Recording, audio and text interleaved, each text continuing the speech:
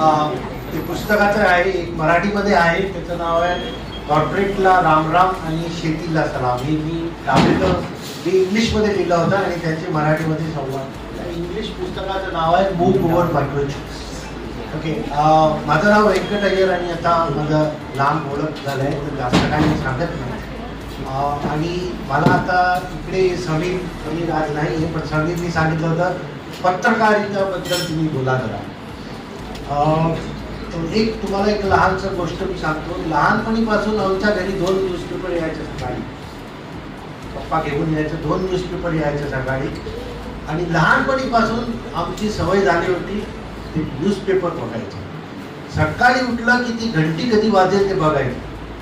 आज आला नाही, आज उशीर झाला, 5 मिनिटं उशीर झाला, 10 मिनिटं उशीर झाला. का बरं? म्हणजे पेपर वाचायला नाही, ते कार्टून असायचं. ते कार्टून वाचायला आम्ही धावपळ करायचो. कार्टून वाचत वाचत पुढे गेलो आणि मग इंटरेस्ट आला स्पोर्ट्स पेजला. त्या काळी सुनील गवास्कर होते, आता तुम्हाला टेलिव्हिजन माहिती आहे. तेव्हा आमचं हिरो सुनील गवास्कर होता. तर त्यांनी काय केलं, रविशास्त्रींनी काय केलं हे बघायला आम्ही स्पोर्ट्स पेज बघायला. तर कार्टून बघायचं, मग त्याच्यानंतर स्पोर्ट्स पेज, मग हळूहळू फ्रंट पेज, मग नेशन पेज, मग सिटी पेज, मग पुढे गेले आम्ही एडिटोरियलला. आणि एका काळी असं आलं की आम्ही पूर्ण न्यूजपेपर वाचायचो. ही मी तुम्हाला गोष्ट जे सांगते ते कमीत आता 50 वर्ष झाली. तेव्हापासून आम्ही न्यूजपेपर वाचतो.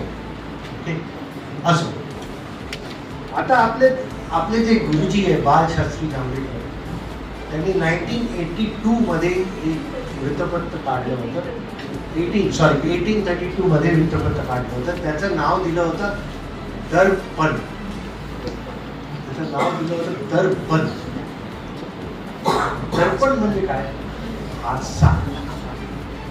माझ्या हिशोबाने पत्रकारच्या ओळख हा शब्दात खूप छानपणे केलाय, म्हणून सरांनी ते नाव घेतलं होतं दर्पण.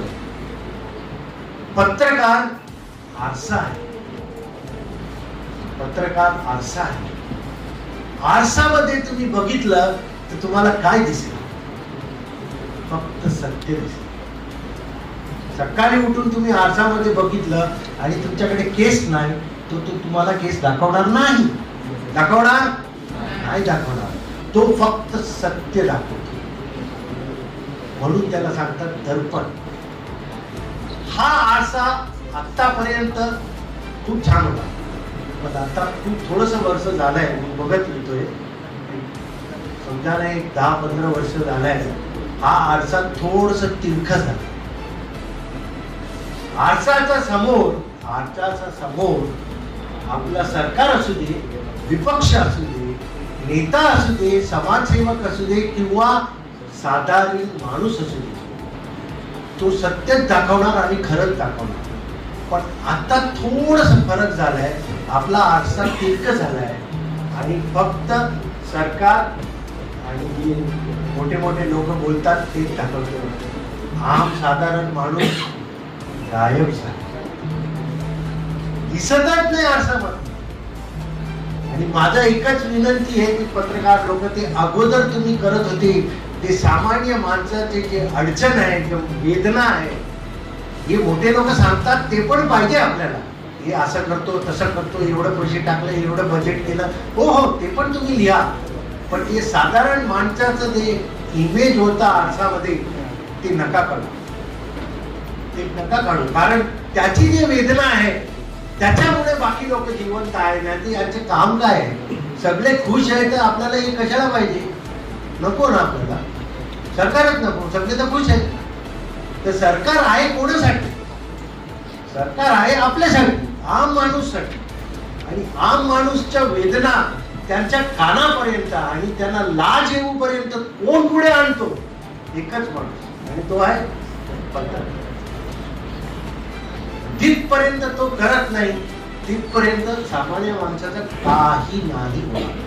हा बरोबर आहे, मीना सांगते ते रस्त्यावर यायला पाहिजे आणि ओरडाओरडी करायला पाहिजे, पण किती लोक करतात?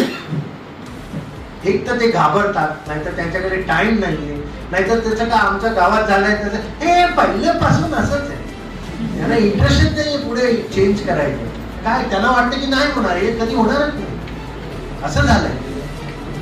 ते त्यांना जागृत करायचं आणि रस्त्यावर आणायचं आणि हे सरकारला हे बदल आणायचं काम करायचं फक्त एकच माणूस आहे आणि तो आहे.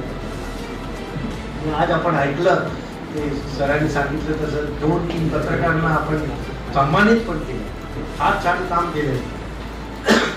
एका बाजूने आपला सिंग आहे, तो चांगला विचार तो पण गरजेचा आहे. दोन्ही बाजू तुलना पाहिजे. मला काय जास्त काय शेतीबद्दल माहीत नव्हता. मी IT मध्ये काम करत होतो, IBM कंपनीमध्ये मुंबईला, आणि 2004ला इकडे मी आलो. आणि तेव्हा असं ठरवलं की शेती करायचं आहे. तेव्हा मीना पुस्तक लिहायचं, ऑर्गॅनिक कॉटनवरती पुस्तक लिहिली होती आणि तिच्याकडून मला समजलं होतं की सेंद्रिय म्हणजे काहीतरी आहे. आणि त्याच्यानंतर वाचन केलं आणि मला समजलं सेंद्रिय म्हणजे काय आणि सेंद्रिय शेती म्हणजे काय.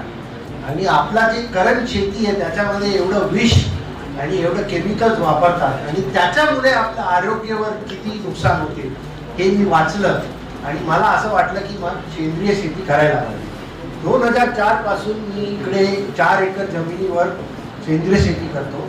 आणि एक 7-8 वर्षानंतर मी शिकल्यानंतर मी आमच्या बाजूच्या जिल्ह्यामध्ये, बाजूच्या तालुक्यामध्ये विक्रमगडमध्ये बाकीच्या 70 शेतकऱ्यांना शिकवलं सेंद्रिय शेती कसं करायचं. आणि ते आता पण करतात, भाजीपाला लावतात आणि मुंबईला विकतात.